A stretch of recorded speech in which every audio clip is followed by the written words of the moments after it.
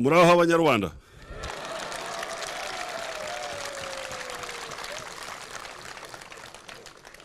Murakomeye cyane. Mwaramutse. Mwaramutse neza.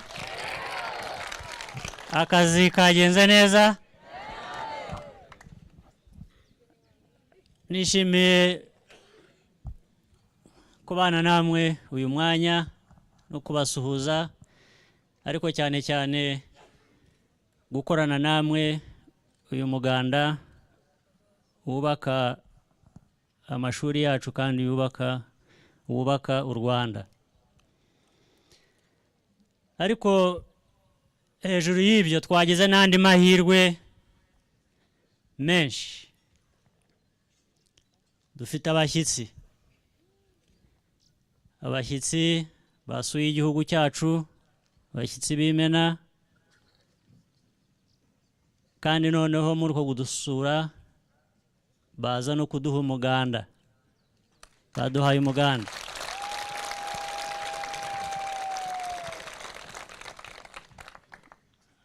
Abashyitsi bababwiye abari bo, ariko ndavuga uw'ingenzi muri bo. Ndavuga Perezida w'igihugu cy'igituranyi kandi cy'abavandimwe cy'inshuti, nawe ubwe akaba ari inshuti y'u Rwanda, ndetse ubu akaba atari nabwo bwa mbere atanze umuganda ku Rwanda.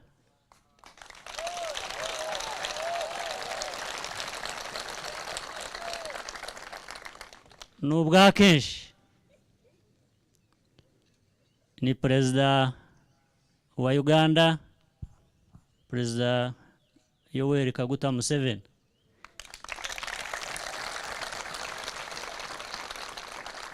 Yari yaje kudusura, ariko yumvise ko hari n'igikorwa cy'umuganda, ibindi byari kuri gahunda turabihagarika, asaba kugira ngo nawe yongere atange umuganda. Ndaza kubaha umwanya murebe neza, bitari ukumureba gusa, ariko mumwumve kuko ari bubaganirire, ari bubasuhuze, nawe turamuha uwo mwanya.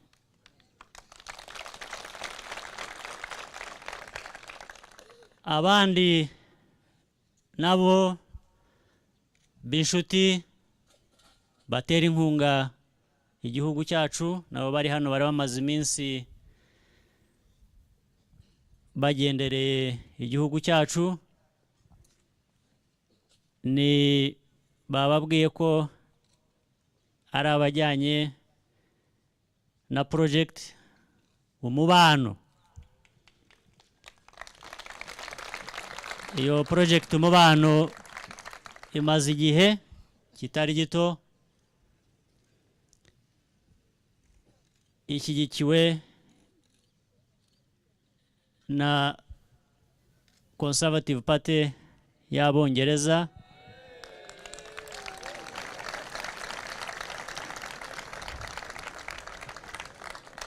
Bamaze imyaka bafatanya n'Abanyarwanda bubaka amashuri, bubaka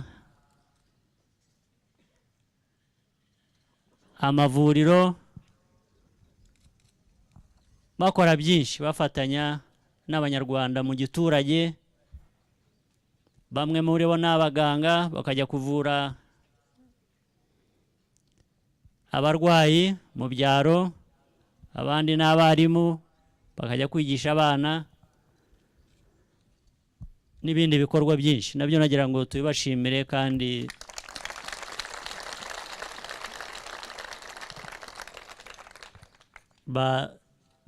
bayobowe n'uwo nababwiye, kandi cyangwa bababwiye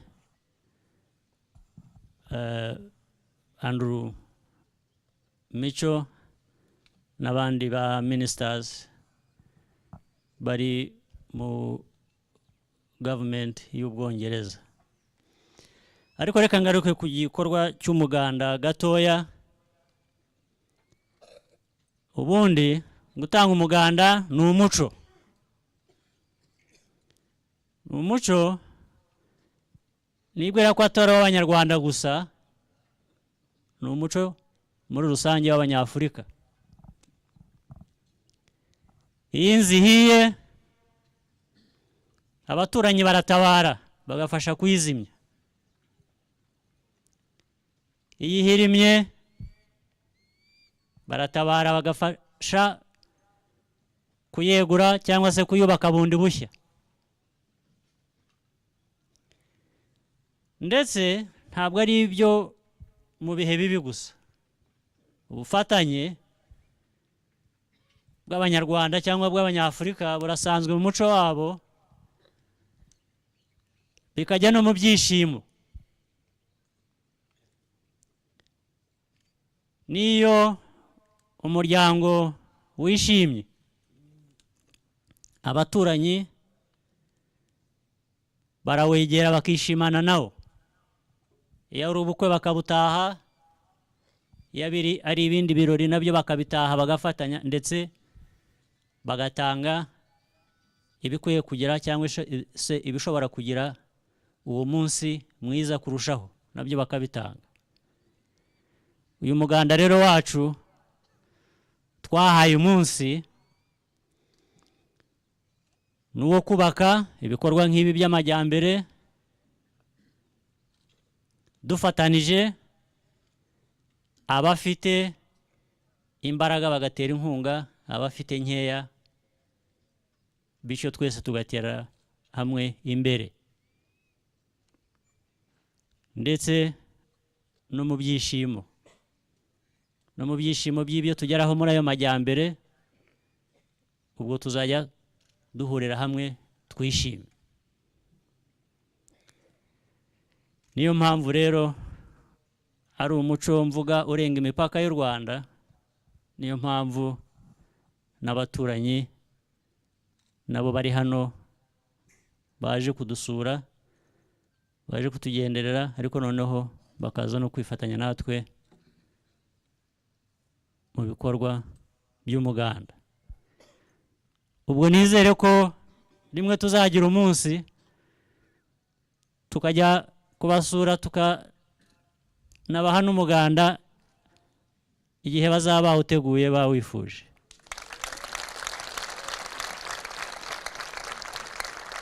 Sibyo? Tugaterana inkunga, tugafashanya kubaka. Ndizera rero ko muzabigiramo uruhare uko bizaba bishobotse.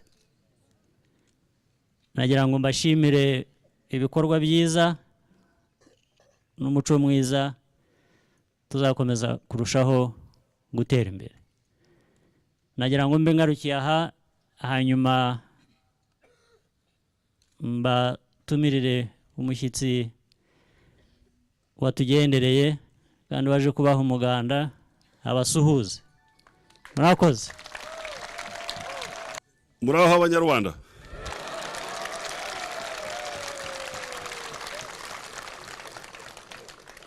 Murakomeye cyane.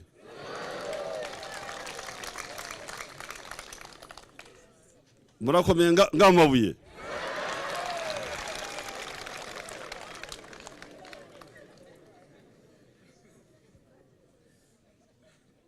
Murashaka mbavugire Igiswahili, Ikinyankore, au Icyingereza? Kinshaka cyose? Igiswahili murakizi? Ikinyankore mukimanya?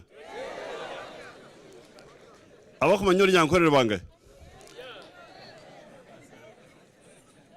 Hariho abatazi. Wacha niseme Kiswahili.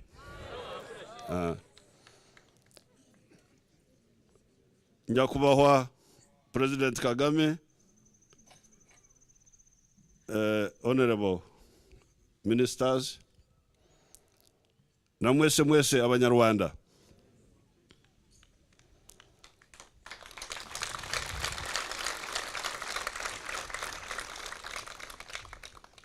Nimeshukuru sana kufika hapa siku ya leo. Sitaki kusema Kiingereza kwa sababu hii ni Afrika.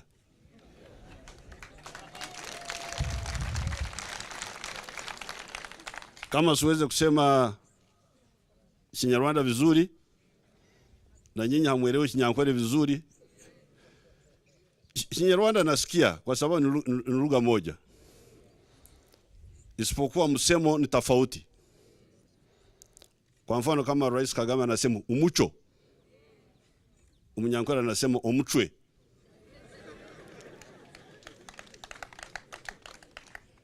Unaona yote ni sawa sawa. Muganda vile ni Muganda kwa Kinyankole, lakini maneno mengine yanatofautisha kidogo. Rais Kagame, nimefurahi sana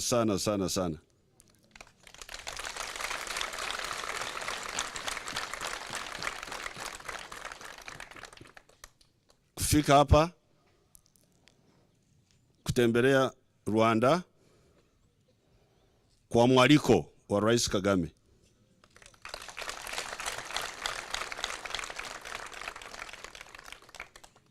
Tena nimefurahi zaidi kufika hapa kwenye Muganda.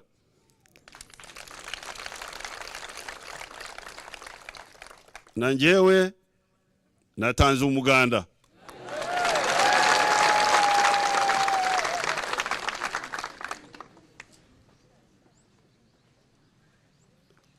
Kama Rais Kagame alivyosema, nyinyi Wanyarwanda lazima mjue kwamba Umunyarwanda ntabwo ashobora kunsuzugura.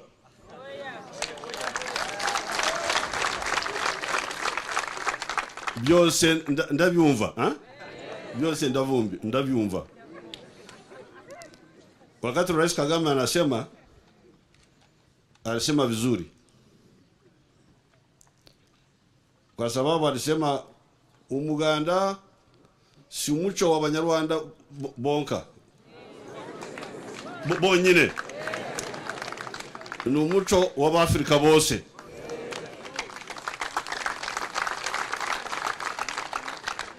Hiyo nilisikia vizuri kabisa, na hii ni kweli. Lakini sasa jambo nataka kusifu Rais Kagame na RPF ni kwamba wamegeusha hii mila yetu ya zamani. Hii mila yetu ya zamani ni muco wetu wa kera,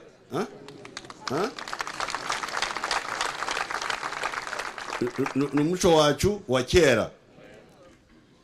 Noneho Rais Kagame na Abanyarwanda wamegeusha umuco wa kisasa. Hii ni muhimu sana.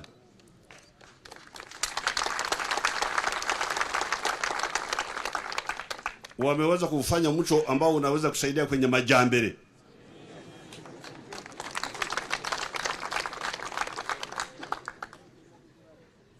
Kwa sababu wakati mwingine tunapotea, tunasahau tabia zetu, tunakwenda kwenye tabia za wengine ambazo hazambatani vizuri na hali yetu.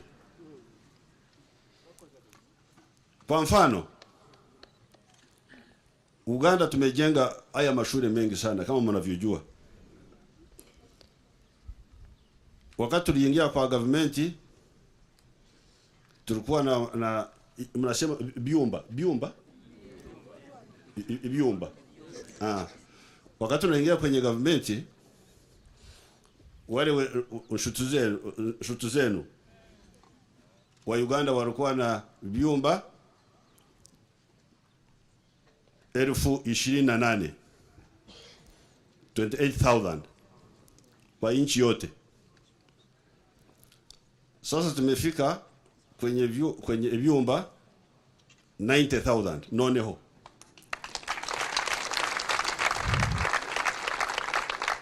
Lakini hivi vyote tumefanya kwa pesa. Pesa, pesa, pesa, pesa, pesa. Contract. Hii wanasema tender. Sasa tumetajirisha waizi wa huko kule Uganda wote.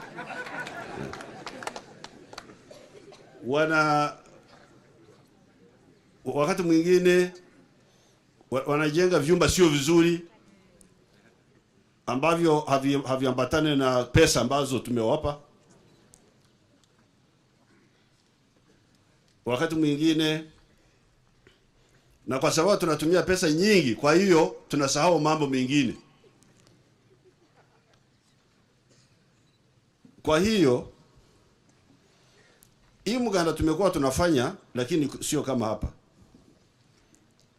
Tumekuwa tunafanya zaidi na jeshi. Jeshi inakwenda inatoa mganda.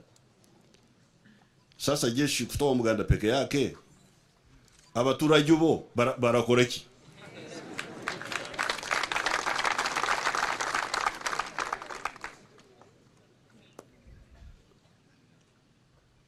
Kwa hiyo hii ni wazo mzuri sana, na tutasaidia makadirio yetu. Makadirio mnajua? Embalirira. Muravuga iki mu Kinyarwanda? Budget.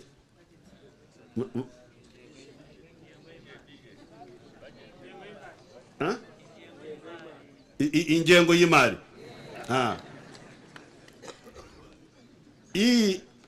Hii hatua itasaidia ingengo y'imari.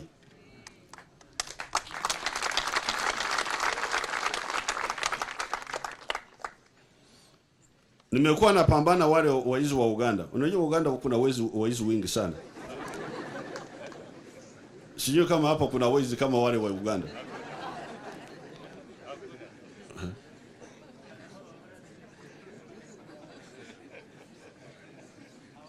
Nimekuwa napambana wale waizi wa Uganda kwa sababu ili wazo la Umuganda walikuwa wameharibu. Walikuwa wanawaambia waturage, leta pesa. Leta pesa. Pesa inakuwa Muganda inakuwa pesa. Leta pesa. Kama ulete pesa, mtoto wako tutamfukuza kwenye shule. Sasa hapo kisomo cha watu wote, kwa sababu tulianza hii kisomo cha watu wote.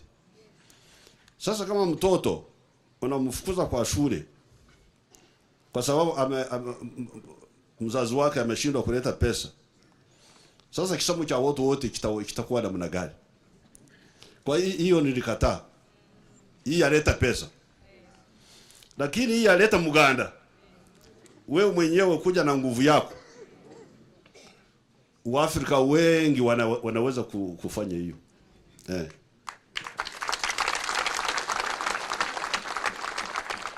Na kama kuna wazee fulani ambao hawawezi, kwa sababu wazee sana au wanajulikana kwa kijiji. Kwa hiyo nawashukuru sana kwa sababu mumeleta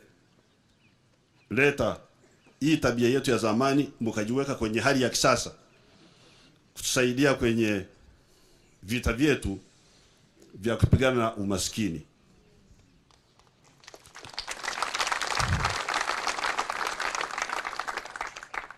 Kwa hii shule wanaita Nyarugongo.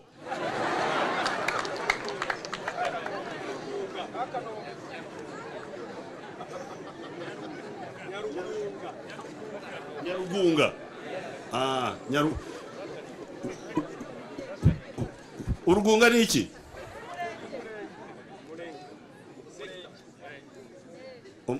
Umurenge ni iki?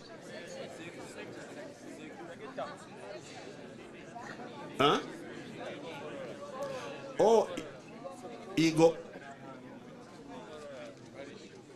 No, Nyarugunga, Urugunga maana yake kwa kwenye Kinyarwanda inamaanisha nini? A settled place. Umugunga, Nyarugunga. Hii shule ya Nyarugunga nimeweka majiwe matatu.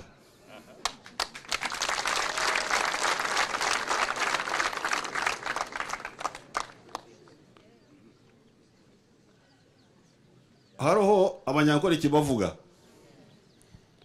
Umunyankore aravuga ati wandaza ukuraza umuntu.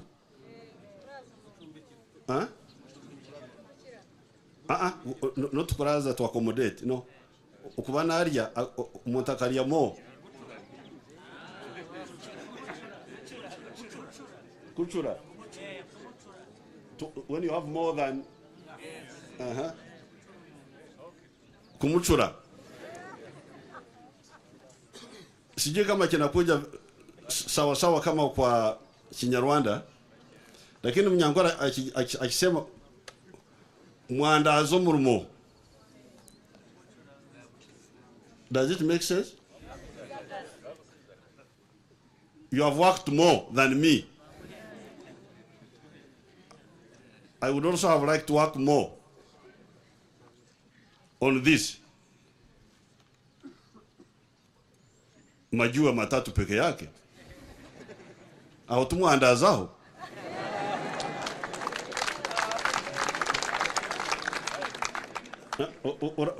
Turavuga tute mu Kinyarwanda aho. Paulo turavuga mwandaza.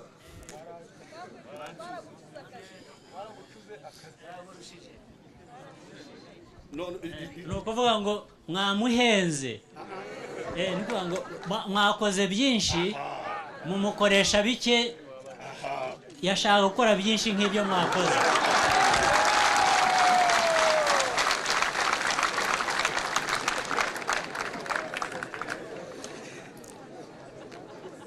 Mbwenu tinkwenda Abanyarugunga ngo mundaze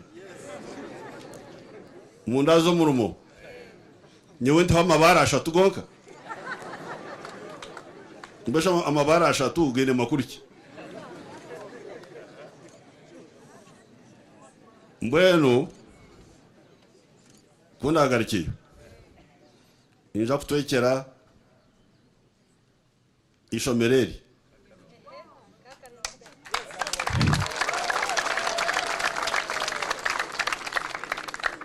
emitwaro 30 ya dola.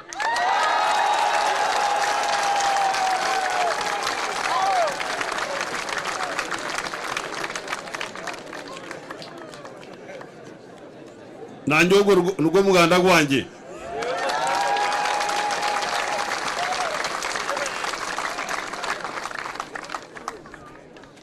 Kutari kufoktaho amabara ashatu nkagarikiraho munakora mwebare munonga. Niba ukizinduka ukajya ku kazi kawe ukicara ugategereza abo bakiriya 20 cyangwa 30 ku munsi, menya neza ko nta kazi urimo. Hari uburyo nzi bwizewe abenshi bari kuyoboka. Ninkubwira ibizwi nka GBM cyangwa Global Buyer Magnet, untega amatwi neza nkwibira ibanga. Ubu ni uburyo bwihariye tukubakiramo website igahindura agakino muri business yawe, game changer. Aka kantu usura kumvise neza. Ibi ntabwo ari amakabya nkuru, ahubwo ni ubuhanga bw'inzobere mu gucengera ibijyanye n'iyubakwa ry'imbuga nkoranyambaga zicururizwaho hifashishijwe ubumenyi mu byitwa social dynamic algorithm, aho umugurisha murikira abatuye isi ibicuruzwa bye mu kanya nk'ako guhumbya abakiriya bakisuka. Ibi bizagufasha kugeza ibicuruzwa byawe ku bantu barenga miliyaridi 7 zituye umubumbe, byose ubikoreye kuri smartphone yawe cyangwa se mudasobwa. Ubucuruzi bwose waba ukora, ubu buryo burakora ndakurahiye. Abakiriya baturutse imihanda yose baguteza imbere bakora order ku bicuruzwa byawe, maze nawe ukabakorera delivery yaba bari mu Rwanda ndetse no hanze yarwo. Aya makuru inkwakuzi zo zayamenye kera, ibinyabiziga byabo bikora delivery amasaha 28 kuri 28, iminsi 7 kuri 7. Ndizera ko ujye ubibona bicicikana bikagucanga, ariko ibanga nta rindi. Nge rwose ibi bintu nza abantu babizi neza kandi babasha kubigukorera aho waba uri hose, haba mu Rwanda cyangwa se mu mahanga. Bahamagare cyangwa ubandikire kuri nimero ziri muri screen, ibindi uzanshimira nyuma.